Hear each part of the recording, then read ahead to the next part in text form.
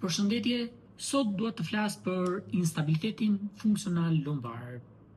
Po futem në terminologjinë e mjekësisë riabilitative të fizioterapisë për t'ju sqaruar se çfarë është instabiliteti funksional lumbar, sepse roli i fizioterapistit përpara se të nisi procesin e riabilitimit duhet të arsyetoj klinikisht. Duhet të arsyetoj se çfarë është duke kryer mbi pacientin, sepse shëndeti i pacientit është mbi gjithçka.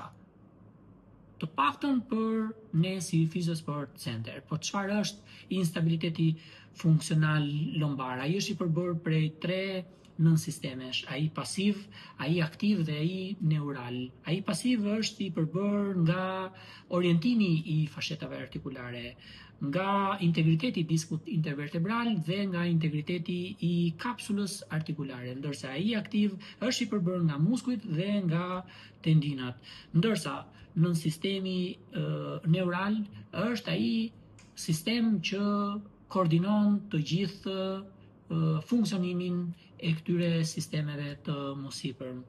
Ja pse është e nevojshme që fizioterapisti të jetë informuar dhe azhurnuar sipas standardeve më të larta ndërkombëtare të AINFOM për mos të vendosur në rrezik shëndetin e pacientëve. Faleminderit.